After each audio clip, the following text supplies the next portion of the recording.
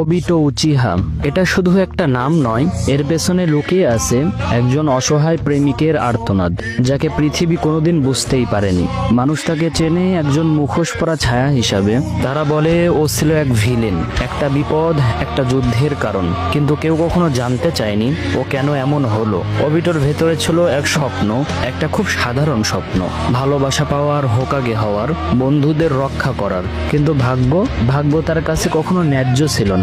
একদিন সে দেখলো যাকে সে সবচেয়ে বেশি ভালোবাসতো সে তার চোখের সামনে মারা যাচ্ছে, তাও তারই বন্ধুর হাতে। ঠিক সেই মুহূর্তেই অবিটো মরে গিয়েছিল। দেহটা বেঁচে ছিল, কিন্তু তার হৃদয়টা ছিন্ন ভিন্ন হয়ে গিয়েছিল। তারপর থেকেই সে নিজের উপরে একটা মুখোশ চাপায়, একটা ছায়া হয়ে যায়, শুধু প্রতিশোধ নিতে নয়, পৃথিবীকে এমন এক ঘুমে ফেলে দিতে যেখানে কেউ আর কখনো ব্যথা পাবে না। কিন্তু এটা ছিল এক ভুল সিদ্ধান্ত, কিন্তু সেই ভুলটার মাঝেও লুকিয়েছিল একটা পবিত্র ভালোবাসা। অবিটো উচিহা আমাদেরকে শিখিয়ে যায় কেউ ভিলেন হয়ে জন্মায় না, কেউ বারবার ভেঙে যেতে যেতে একদিন ভিলেন হয়ে যায়। সে আমাদেরকে শিখিয়ে গিয়েছে ভালোবাসা যখন অবহেলায় হারিয়ে যায় তখন মানুষ শুধু ঘৃণাতেই বাঁচতে শিখে। সে আমাদেরকে দেখিয়ে গিয়েছে একটা মানুষ যখন নিজের প্রিয়জনের মৃত্যু নিজের চোখের সামনে দেখে তখন তার চোখ বাঁচে, কিন্তু হৃদয়টা আর জাগে না। অবিটো উচিহা আমাদেরকে শিখিয়ে গিয়েছে কখনো কখনো একজন নীরব যোদ্ধার যুদ্ধ থাকে নিজের ভেতরের ভাঙা সত্তার সঙ্গে। সে কখনো বলেনি, কিন্তু তার পুরো জীবনটা চিৎকার করে বলছে,